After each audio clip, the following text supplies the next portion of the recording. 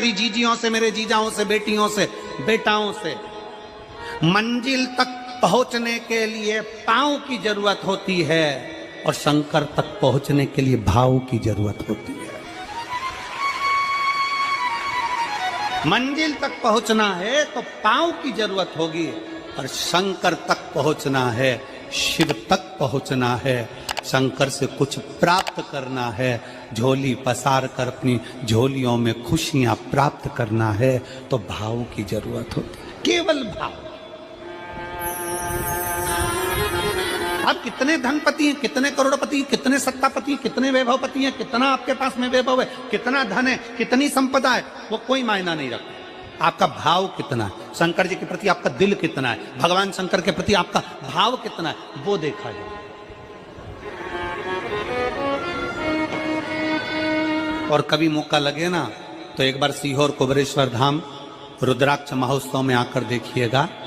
हीरे की चूड़ियां पहनने वाली मेरी जीजियां, जिनके घर में 10-10 नौकर काम करते हैं, वो भी कुबेरेश्वर धाम में बर्तन मांजने की सेवा करती हैं, आकर सेवा में लगी रहती हैं, भोजन बनाने की सेवा करती हैं। जिनके घर में 10 नौकर लगे हैं वो कुबेरेश्वर धाम में आकर बाबा की सेवा में लगती हैं। उनसे पूछो कि तुम क्यों सेवा करती हो, उनसे पूछो कि तुम यहाँ आकर क्यों करती हो सेवा, तो वो कहती हैं हम साल में एक बार बाबा के धाम आते हैं और कुबेरेश्वर बाबा के यहाँ आकर सेवा कर कर जाते हैं। साल भर कुबेर भंडारी इतना देता है कि हमारी सेवा के लिए 10 नौकर लाकर खड़ा कर देता है। ये उसकी कृपा, ये उसकी उदारता,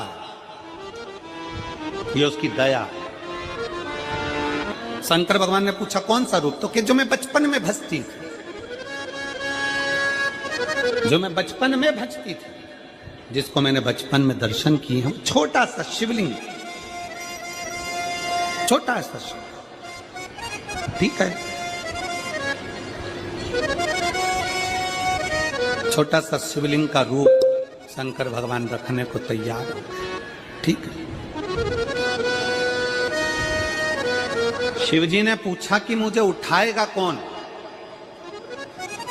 पार्वती जी मुस्कुरा कर कहती हैं सुनो भोलेनाथ, आप अगर अपने असली स्वरूप में बैठते हो ना तो दुनिया का कोई तुम्हें तिल भर नहीं हिला सकता, पर जब तुम छोटे से शिवलिंग के स्वरूप में हो जाते हो तो कोई बच्चा भी तुम्हें गोदी में ले लेता है, क्योंकि वो आपको भोला मानता है, वो आपको भोला मानता है,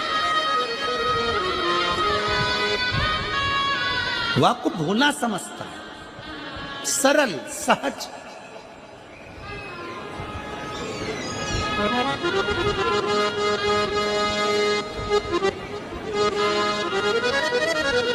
बहुत बड़ा दर्शन का फल है। शंकर भगवान की मूर्ति से दर्शन करने से ज्यादा बड़ा दर्शन का फल है शिवलिंग का दर्शन करना। स्वप्न में शंकर भगवान की मूर्ति को देखना, जटाजूट बांधे हुए शंकर जी को देखने से बड़ा फल है शंकर के शिवलिंग का स्वप्न में दर्शन करना। अगर सपने में किसी को शंकर का शिवलिंग दिखता है, सपने में कोई अपने घर से पानी चढ़ाने शंकर को जा रहा है, मैं लोटा भर के जल चढ़ा रही हूं, सपने में दिख रहा। और कई कई ऐसे भी होते हैं जिनको सपने में दिखने की जगह वो सपने में चल भी देती है।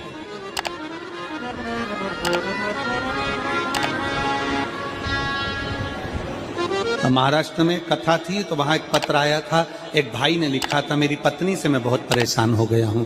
उसका नाम हमें स्मरण में नहीं है, सिरपुर की कथा में वो पत्र था। तो उसने लिखा मैं अपनी पत्नी से परेशान हो गया हूं। तो उससे हमने एकांत में बुलाकर पूछा भाई ऐसा क्या हो गया, बता तू क्या हुआ। उसका फोन नंबर था, उसको फोन लगवाया, पूछा क्यों परेशान हो गया। उसने कहा मेरी पत्नी रात को चिल्लाती है, बोलबम का नारा है बाबा एक सहारा। कभी कभी सपने में बैठकर चिल्लाती रहती है, ऐसे बैठ जाएगी और चिल्लाएगी श्री शिवाय नमस्तुभ्यं, श्री शिवाय नमस्तुभ्यं। और तो और यहाँ तक तो चल जाता है गुरुजी, पर इससे आगे नहीं चल पाता है। हमने पूछा इससे आगे क्या। नींद में रसोई घर में जाना चाहिए, बाजू में बोतल रख के सोती है ना पानी पीने की, वही बाटल उठ के मेरे को शंकर जी समझ के उंडेल देती है। दिक्कत आ गई, नजदीक तक यहां तक भी चल जाएगा कि श्री शिवाय नमस्तुभ्यम जप है, और ये भी चल जाएगा कि बोल बम का नारा है और बाबा है, पर ये नहीं चलेगा कि वो पानी की बोतल ठंड में मेरे ऊपर डाल दे उनके लिए। हमने कहा तू कल अपनी धर्म पत्नी को लेकर आना। उसकी पत्नी आई, आंखों से उसके नीर बह रहा था, जल, आंखों से जल बह रहा था। जैसे आज गाड़ी चलाकर लेकर आने वाले जो भाई थे, अब कमल जी आपने किसको भेजा था हमें नहीं मालूम, जो गाड़ी चलाकर आज लेकर आए थे हमको लेकर, उनकी आंखों में जल भरा हुआ था।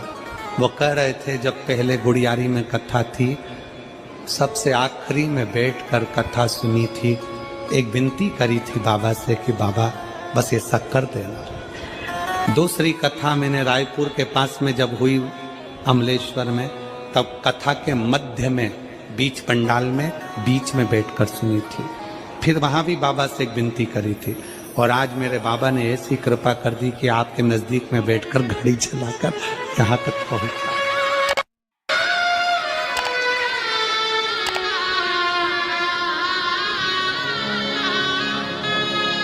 शिव कृपा।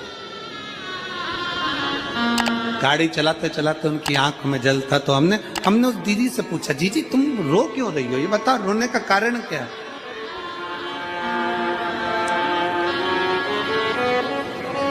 कहने लगी गुरुजी आपका इतनी नजदीक से दर्शन हो गया। हमने कहा जीजी एक बात सुन, आज बड़ी प्रसन्नता से कहते हैं कि किसी गुरु का दर्शन जब होता है तो आंखों से नीर बहता है।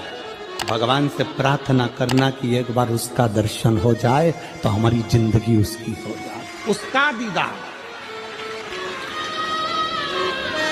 कितनी आतुरता थी मेरे राम जी की। राम जी ने शिवलिंग की स्थापना जब रामेश्वर में करी, उसके पहले राम जी ने हनुमान जी से कहा जाकर कैलाश पे से शिवलिंग लेकर आओ। रामचरितमानस का स्मरण करिए, जाओ कैलाश पर से शिवलिंग लेकर आओ, मुझे यहाँ पर पूजन करना है। राम जी ने हनुमान को शिवलिंग लेने भेज दिया।